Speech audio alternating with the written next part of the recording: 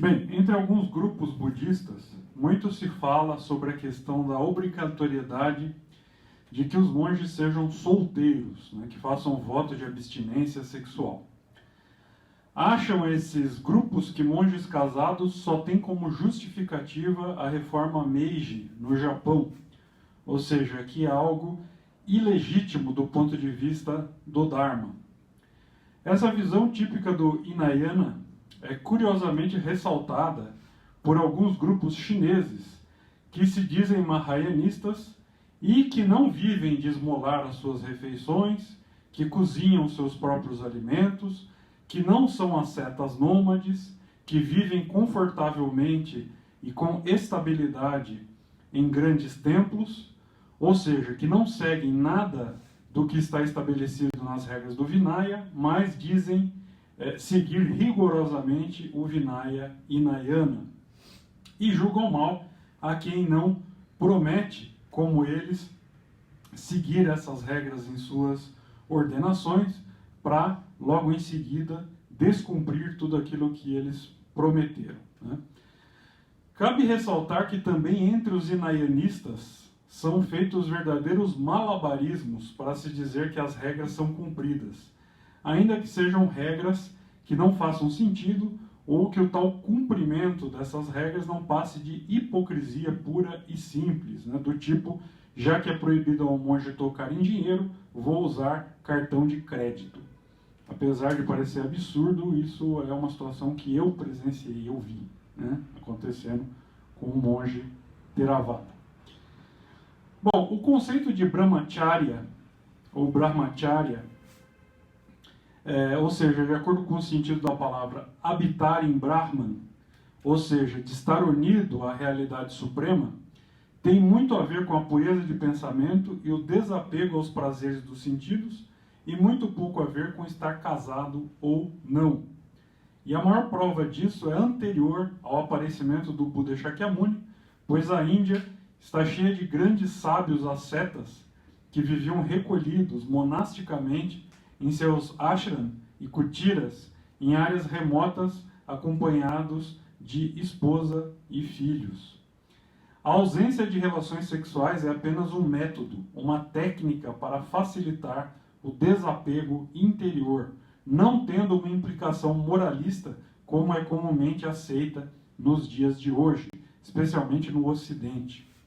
No entanto, muitas vezes, o remédio pode se transformar em veneno e a ausência dos laços matrimoniais pode acabar conduzindo pessoas com certas tendências a uma vida de imoralidade sexual oculta, a parafilias, etc.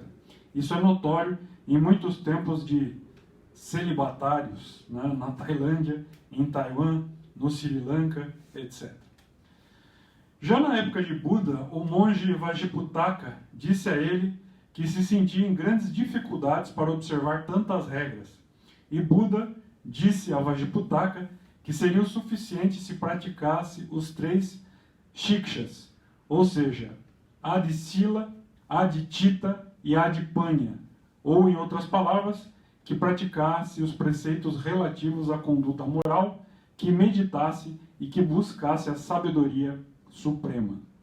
Em outra ocasião, Buda ensinou que as regras para os países fronteiriços à Índia de sua época, que eram chamadas nos sutras de Pachantima Ganapada, deveriam ser adaptadas.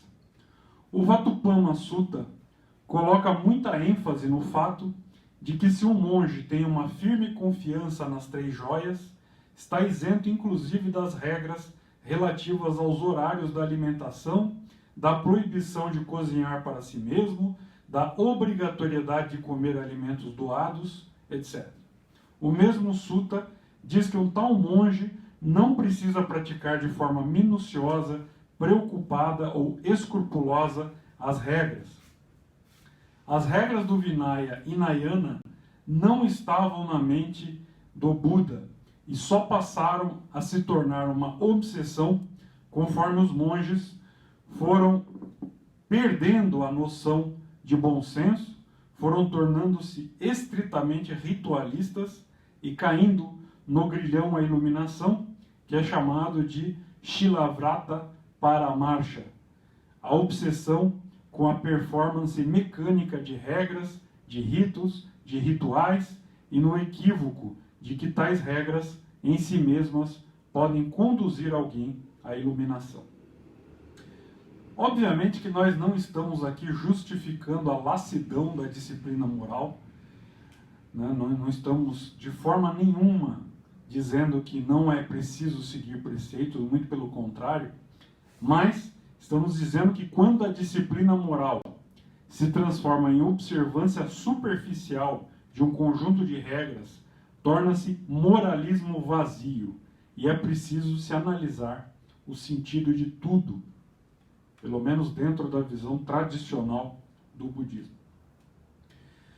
Segundo alguns estudos bastante críveis, os mais antigos grupos de budistas do Mahayana na Índia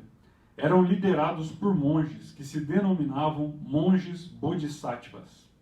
Havia uma distinção clara entre monges bodhisattvas e leigos bodhisattvas. Os leigos bodhisattvas tomavam refúgio nas 3 joias, Buda, Dharma e Sangha, e observavam os 5 preceitos para os leigos. Os monges bodhisattvas desenvolveram conjuntos de regras mais minuciosas para si mesmos. As versões mais antigas de tais regras são baseadas nas 10 ações virtuosas e são chamados de os 10 preceitos virtuosos. Tais 10 preceitos virtuosos são a abstenção de tomar a vida, a abstenção de tomar aquilo que não foi dado,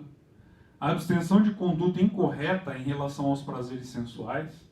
a abstenção de fala mentirosa, a abstenção de fala maliciosa, a abstenção de fala agressiva, a abstenção de tagarelice indecorosa, a abstenção de cobiça, a abstenção de má vontade e a abstenção de visões errôneas ou heréticas. A visão correta em relação à pureza, implicada no conceito de castidade, é perfeitamente exemplificada na ideia de abstenção de conduta incorreta em relação aos prazeres sensuais. No Sutra de Vimalakirti, onde se expõe a figura simbólica de Vimalakirti, um personagem lendário que seria um nobre de Vaishali, é dito que ele havia atravessado as portas profundas da iluminação, que tinha a aparência majestosa de um Buda e um intelecto vasto como o mar, que apesar de usar roupas de leigo, observava com rigor a pura disciplina do Shramanya, ou seja, do monge asceta, que vivia em sua casa, mas não estava atado aos 3 mundos, que tinha aparentemente mulher e filhos, mas cultivava com constância a disciplina do celibato. Ou seja, está expresso no Sutra, com todas as letras, que é possível cultivar com constância a disciplina do celibato sendo casado e tendo filhos, e que é possível viver em uma casa comum e ainda assim observar com rigor a pura disciplina do Shramanya. O grande mestre Tiantai, usando como base as 10 classificações do Tratado da Grande Sabedoria de Nagarjuna, introduz a noção de preceitos perfeitos, ou seja, preceitos que emergem da verdadeira natureza e se adequam a cada ocasião e a cada época, não estando atados a nenhum conjunto ou lista específica de preceitos. Tiantai afirma que a compreensão profunda da essência, do fundamento do Dharma, exposto no Sutra do Lótus, equivale ao que ele chama em chinês de Li Jie, ou seja, os preceitos fundamentais, essenciais, ou em sânscrito, Siddhanta Hetu, o princípio governador, a lei fundamental intrínseca, a base universal, o elemento essencial.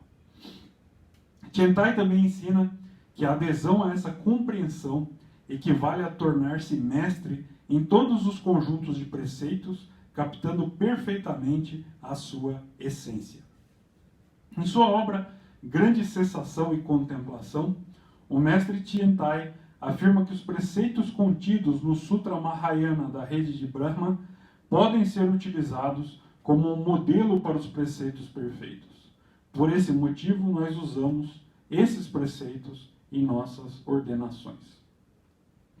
Hoje, nessa época de profunda decadência que vivemos, época de isolamento dos verdadeiros bodhisattvas e arhats, que são jogados para longe dos grandes templos e caluniados, como diz o Sutra da Completa Aniquilação do Dharma, ter uma boa esposa ou um bom esposo pode ser de grande valia nas práticas ascéticas, na vida solitária e nas muitas dificuldades que temos que enfrentar. Como ensinam os sutras, o que importa é manter a pureza.